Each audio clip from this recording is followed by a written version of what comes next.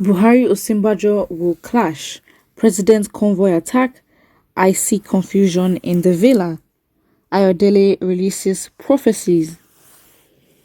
The leader of INRI Evangelical Spiritual Church, Primate Ayodele, has predicted a clash between Buhari and his vice, Yemi Osinbajo.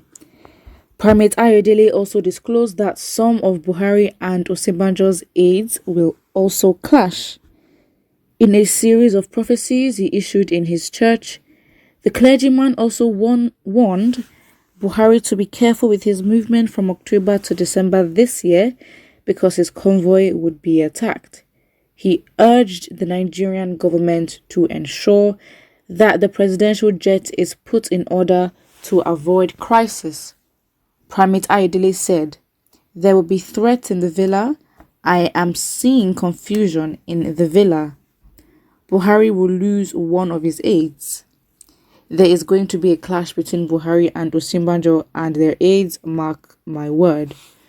Besides this, the people of Southwest will pick against Osinbajo because people Tinubu groomed will cause problems for him.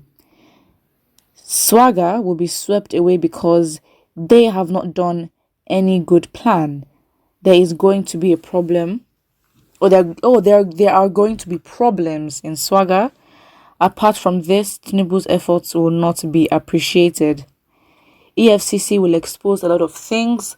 Bawa will do a good job but will not be appreciated. Buhari's ministers will be indicted and it will cause rancor among other ministers, which will lead to the resignation of a minister in Buhari's cabinet. Another prominent pastor will die. Buhari should be careful in his outings during the 10th and 11th and 12th month of this year so they don't attack his convoy. The presidential plane should be put in proper shape to avoid technical problems. Basically, in conclusion, drama, because this man is literally just spitting out prophecies like they're just never ending.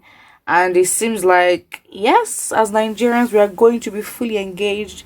If these prophecies are true, we are going to be fully engaged, except, they try to do something to avert these prophecies if they believe them to be true. But it seems as though, there's a lot that is going on. But again, with the prophecy, do you know what? Let's just even tackle each prophecy, one by one. So it says, there will be threats in the villa. I'm seeing confusion in the villa. Buhari will lose one of his aides. Remember there was a time where there was a gunshot in the presidential villa? I remember that time. If you also remember, I don't really remember what specifically happened or what led to, the chain of events, but there was a gunshot. So maybe there will be. I think it's likely because, again, the presidency, I think, are getting in the bad books of a lot of people. For example, with the abduction of Nnamdi Kanu and with the attack on Sunday Igboho, I think that is already enough to, put them in a very awkward place where there's going to be a lot. He also says another prophecy is that there will be a clash between Buhari and Osinbajo and their aides. Well, would there really be a clash? Because I think everyone seems to have the impression that Osinbajo is just not doing anything. Osinbajo is just there, or he was put there, and he was used, basically. But that may happen because, again, we don't really know what's going on with the chemistry that they have working together. There's nothing really seems to insinuate that, they have a connection and they're actually working together. And their aides, with their aides clash, well, it may be more of Buhari's aides, let's say, oppressing Osinbajo's aides because they're the ones who sort of have the power when it comes to the hierarchy. And then another prophecy is that the people of Southwest will pick against Osinbajo because people Tinubu groomed will cause problem for him.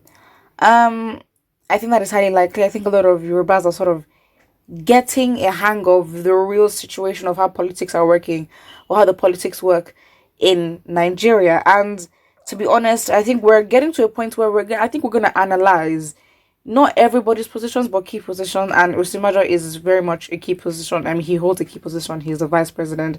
So I think there's going to be an analysis of what he has done, and with the push for Yoruba agitation and of course all that, I think he will be picked on definitely. I think that may actually happen.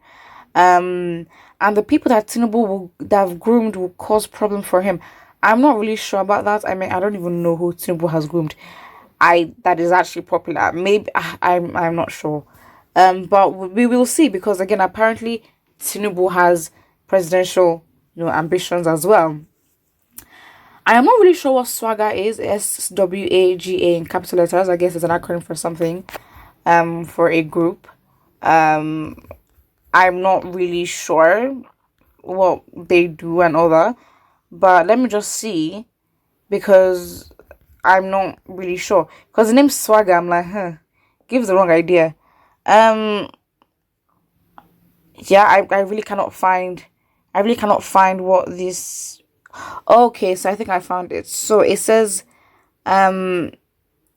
Southwest Amateur Association Sports.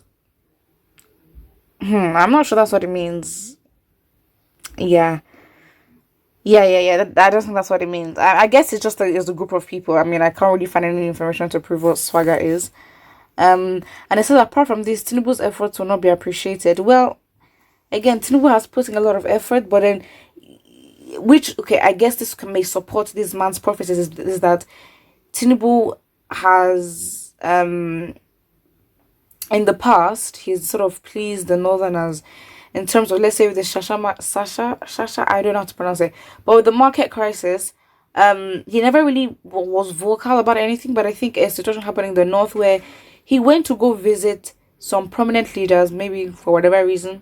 People assumed was for his presidential ambition, but something happened there where he was really quick, and I think he donated 50 million naira, which a lot of people were like, but your people have gone through a lot of crisis and you have not even said anything, and then it's for the Northerners that you're giving out money. So maybe, all the efforts in terms of, for his presidential ambition, allegedly, maybe all these efforts by, your boss will just be like, but we've not gotten anything in return, so we don't know what the point is. Maybe that could cause a clash. We never really know. Now says EFCC will expose a lot of things. What is going on? I mean, these prophecies are just not ending. They are not stopping. EFCC will expose a lot of things. I mean, let us see, because who are they exposing? Because when it comes to this corruption, I don't think anybody's going to know the ins and outs. Buhari's ministers will be indicted, and one minister will resign. What is this meant to mean? But not gonna lie, the ministers lately have been beefing each other big time, especially in different states. So, you know what? Let's just wait and see. I don't know if that's gonna happen. Again, he's a pastor. But then again, you can argue that in a country like Nigeria, where pastors are put on a really high pedestal and religion is it's practiced, more than the lifestyle that comes with the religion, you never really know, because people will be quick to believe all these. And he says another prominent pastor will die. Listen, 2021, I don't know what's going on, but it seems even towards the end of the year, he's saying that Buhari as well should be careful, because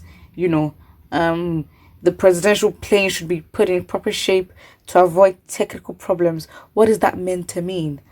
I think, to be honest, he needs to be careful with his words. And I believe that if things should go wrong, or if things should be incited as a result of his prophecies, because he really seems to be given a lot of prophecies, I think he should be held accountable if things go in the wrong direction. Put what you think about this in the comment section below, and don't forget to like and subscribe.